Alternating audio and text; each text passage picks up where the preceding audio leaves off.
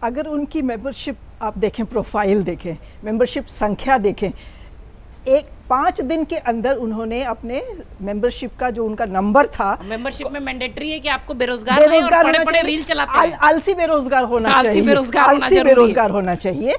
Instagram पे और Twitter पे आपको एक्टिव होना चाहिए और आपको मेंटली एक्टिव लेकिन होना चाहिए।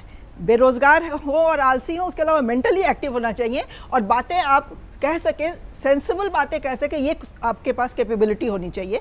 तो जो एक पॉलिटिकल सटायर था प्रतीक्षा, अगर वो लॉन्च होने के 4 दिन के अंदर 16 को ये लॉन्च हुआ है और 20 को इसके मेंबर्स की संख्या बीजेपी के मेंबरशिप से ज़्यादा हो गई थी और उसके बाद 1 हफ्ते के अंदर इसकी ट्विटर और इंस्टा की फॉलोइंग कांग्रेस के हैंडल से ज़्यादा हो गई थी। तो कुछ तो है, हम इसको क्यों मान के चले कि ये फॉरेन कॉन्स्पिरेसी है, दूसरे देश से डिस्टेबलाइज करने की कोशिश हो रही है। सर ने कहा कि मीडिया जो रिसर्च करते हैं उन्होंने पाया है कि बांग्लादेश, पाकिस्तान वगैरह के इसके हैं। जो खुद बनाने वाला है कॉकरोच जनता पार्टी का, उसने अभिजीत डिपके जिसका नाम है, उसने कहा है कि 95% हमारे मेंबर्स जो है इंडियन ओरिजिन के हैं। वो कुछ यहाँ है, कुछ अमेरिका में है। आजकल बहुत आसान है ये पता कर लेना कि आपके फॉलोअर्स ऑर्गेनिक हैं, कहाँ से हैं और किस तरह से। तो डिपके ने कहा है तो कुछ तो बेसिस होगा, क्योंकि डिपके हवा में नहीं बात कर रहा है। अभिजीत डिपके का बैकग्राउंड ये है कि वो पॉलिटिकल कम्युनिकेशन का आम आदमी पार्टी का जब गठन नहीं हुआ था, वो जब आंदोलन के फेज में था, तब से वो कम्युनिकेशन स्ट्रैटेजी वो हैंडल कर रहा था। और उस तरह के बहुत सारे लोग जब आम आदमी पार्टी से निराश हो गए थे तो वो चले गए वापस अमेरिका, क्योंकि उस वक्त अमेरिका से बहुत लोग आके इस पार्टी के स्ट्रैटेजी से जुड़े हुए थे, उनके कम्युनिकेशन पढ़ाई कर रहे थे मैम। नहीं, लेकिन वो उसने काम किया था। उस वक्त भी इनकी पॉलिटिकल कम्युनिकेशन स्ट्रैटेजी टीम का वो हिस्सा था। मैं उससे पर्सनली मिली हुई हूँ, मैं जानती हूँ उस बंदे को। फिर वो वापस चला गया, अपनी पढ़ाई उसने पूरी करने की कोशिश की। और अब जो जस्टिस CJI ने जो एक मौका दे दिया, तो एक सटायर का ये एक विंडो खुल गया।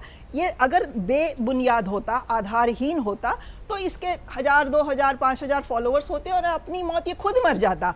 लेकिन उसका 2 मिलियन 3 मिलियन फॉलोवर्स हो जाना क्या दिखा रहा है कि लोग कहीं ना कहीं तो उससे अपने आप को कनेक्ट कर रहे हैं। और उसके जो आपने मेंबरशिप क्राइटेरिया पढ़ी हो उससे देख लीजिए, उसके जो मैनिफेस्टो है वो देख लीजिए।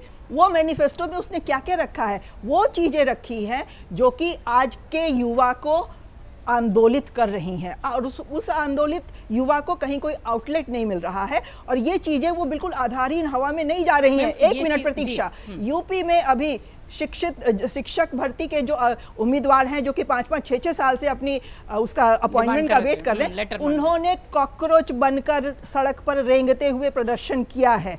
तो कॉकरोच जनता पार्टी सडनली, आप उसको पॉलिटिकल सटायर कह लें, लेकिन अब एक आउटलेट बन गई है। वो जो बिल्कुल फ्रस्ट्रेट होकर युवा बैठा हुआ है, जिसको कि कहीं पे कोई उम्मीद नहीं अपने पॉलिटिकल पार्टी से दिख रही है, उसके लिए वो आउटलेट बन गया है। वो आउटलेट कहाँ जाके ख़त्म होगा ये हमें नहीं पता, लेकिन उसका इंस्टा हैंडल और ट्विटर हैंडल बैन करना सरकार की तरफ से ये क्या इशारा कर रहा है? अगर ये सिर्फ एक पॉलिटिकल सटायर होता, मजाक की बात होती, तो सरकार इसको इग्नोर कर सकती थी।